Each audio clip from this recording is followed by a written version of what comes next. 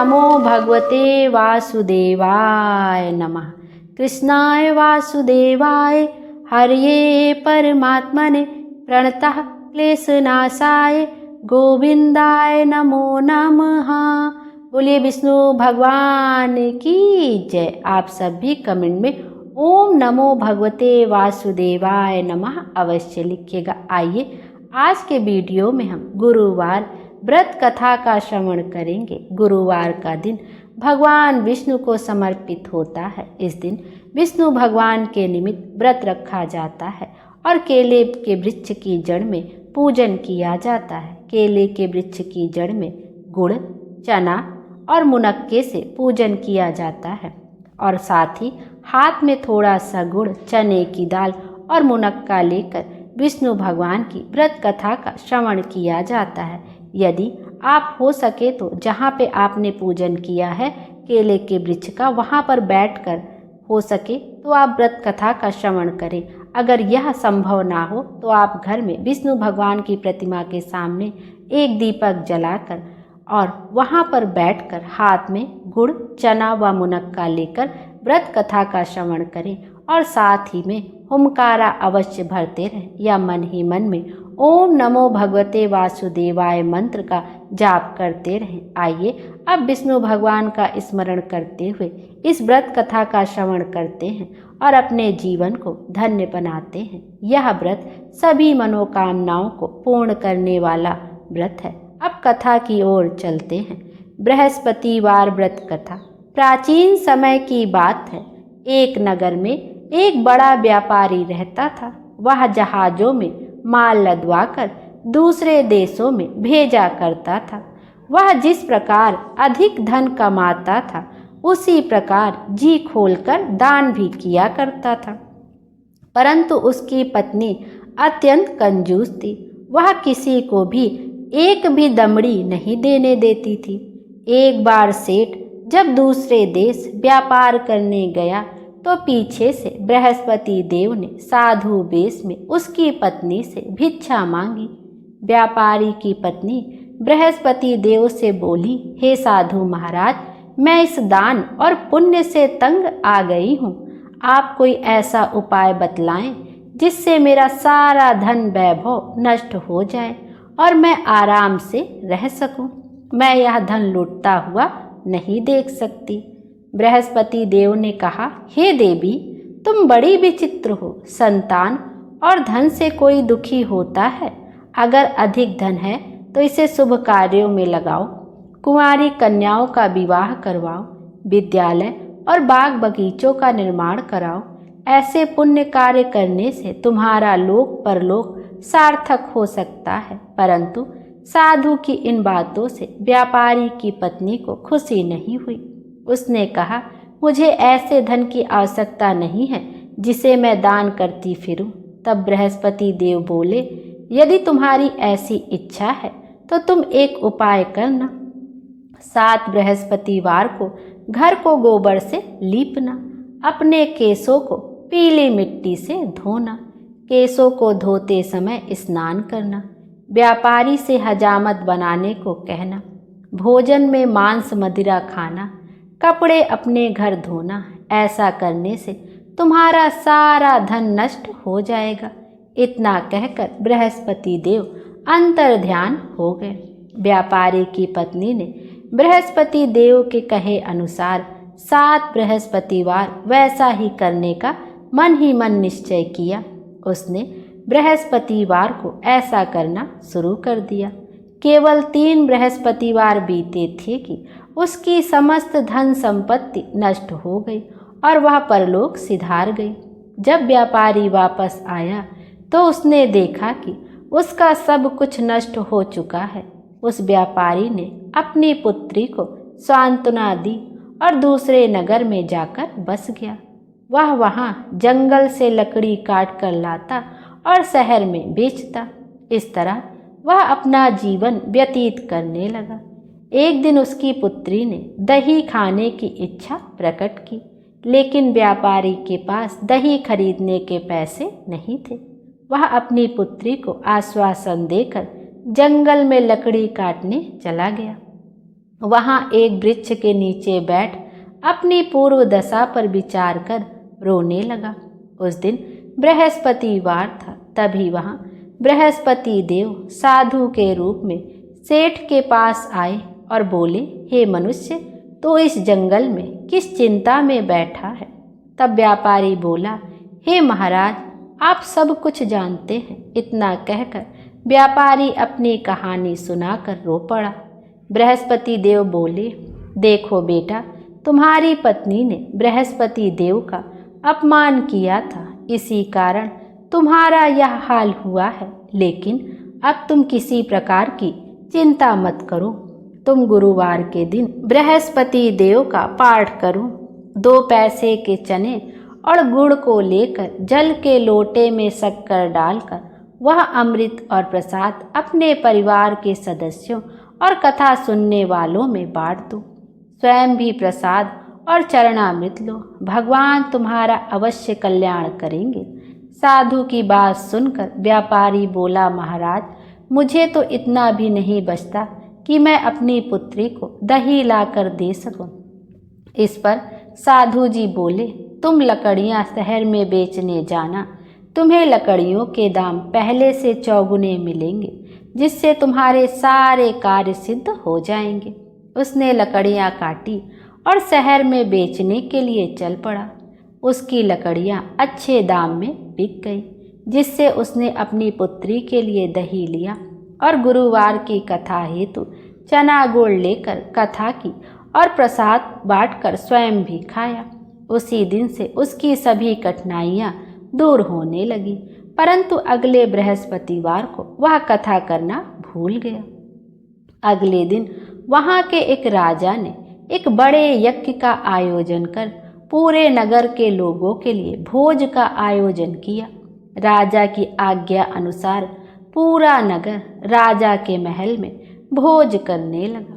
लेकिन व्यापारी व उसकी पुत्री तनिक विलंब से पहुँचे, अतः उन दोनों को राजा ने महल में ले जाकर भोजन कराया। जब वे दोनों लौट कर आए, तब रानी ने देखा कि उसकी खूंटी पर टंगा हुआ हार गायब है। रानी को व्यापारी और उसकी पुत्री पर संदेह हुआ कि उसका हार उन दोनों ने ही चुराया है। राजा की आज्ञा से उन दोनों को कारावास की कोठरी में कैद कर दिया गया। कैद में पड़कर दोनों अत्यंत दुखी हुए। वहां उन्होंने बृहस्पति देवता का स्मरण किया। बृहस्पति देव ने प्रकट होकर व्यापारी को उसकी भूल का आभास कराया और उन्हें सलाह दी कि गुरुवार के दिन कैद खाने के दरवाजे पर तुम्हें 2 पैसे मिलेंगे। उनसे तुम चना और मुनक्का मंगवाकर विधि पूर्वक बृहस्पति देवता का पूजन करना। इससे तुम्हारे सारे दुख दूर हो जाएंगे। बृहस्पतिवार को कैद खाने के द्वार पर उन्हें 2 पैसे मिले। बाहर सड़क पर एक स्त्री जा रही थी। व्यापारी ने उसे बुलाकर गुड़ और चना लाने को कहा। इस पर वह स्त्री बोली, मैं अपनी बहू के लिए गहने लेने जा रही हूँ, मेरे पास समय नहीं है। इतना कहकर वह चली गई। थोड़ी देर बाद वहाँ से एक और स्त्री निकली। व्यापारी ने उसे बुलाकर कहा कि हे बहन, मुझे बृहस्पतिवार की कथा करनी है, तुम मुझे 2 पैसे का गुड़ चना ला दो। बृहस्पति देव का नाम सुनकर वह स्त्री बोली, भाई, मैं तुम्हें अभी गुड़ चना ला कर देती हूँ। मेरा इकलौता पुत्र मर गया है, मैं उसके लिए कफन लेने जा रही थी, लेकिन मैं पहले तुम्हारा काम करूँगी, उसके बाद अपने पुत्र के लिए कफन लाऊंगी। वह स्त्री बाजार से व्यापारी के लिए गुड़ चना ले आई और स्वयं भी बृहस्पति देव की कथा सुनी। कथा के समाप्त होने पर वह स्त्री कफन लेकर अपने घर गई। घर पर लोग उसके पुत्र की लाश को राम नाम सत्य है कहते हुए शमशान ले जाने की तैयारी कर रहे थे। स्त्री बोली, मुझे अपने लड़के का मुख देख लेने दो। अपने पुत्र का मुख देखकर उस स्त्री ने उसके मुंह में प्रसाद और चरणामृत डाला। प्रसाद और चरणामृत के प्रभाव से वह पुनः जीवित हो उठा।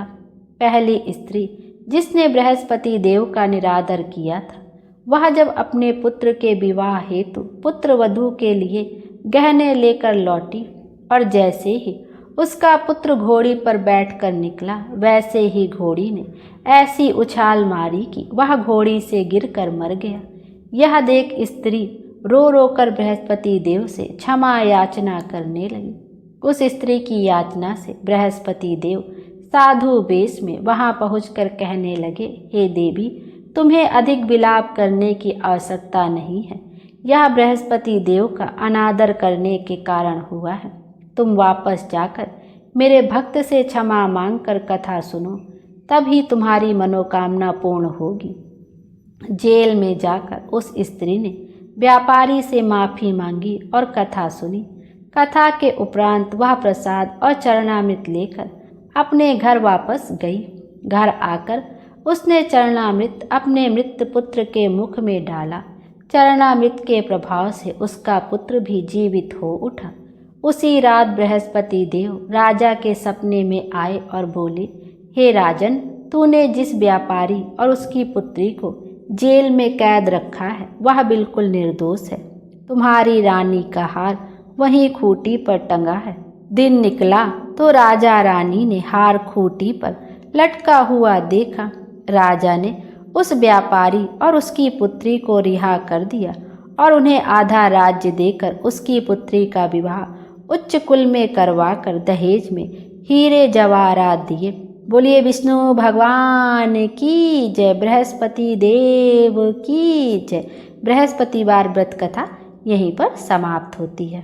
अब आपने हाथ में जो गुड़, चना और मुनक्का लिया है, आप चाहे तो यदि आप प्रतिमा के सामने कथा को सुन रहे थे तो प्रतिमा के सामने समर्पित कर दें, या केले के वृक्ष के पास बैठकर श्रवण कर रहे थे तो वहाँ पर इसको अपने हाथ में जो आपने द्रव्य लिया है वहाँ पर समर्पित कर दें।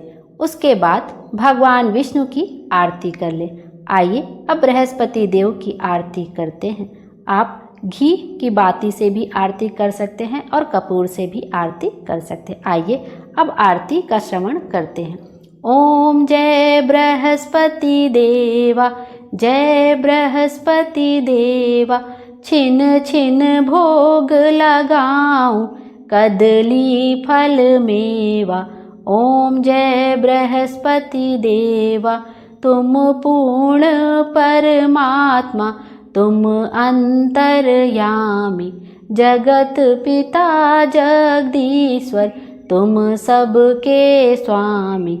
ओम जय बृहस्पति देवा, चरणामृत निज निर्मल, सब पातक हरता, सकल मनोरथ दायक, कृपा करो भरता। ओम जय बृहस्पति देवा, तन मन धन अर्पण कर, जो जन शरण पड़े, प्रभु प्रकट तब होकर, आकर द्वार खड़े।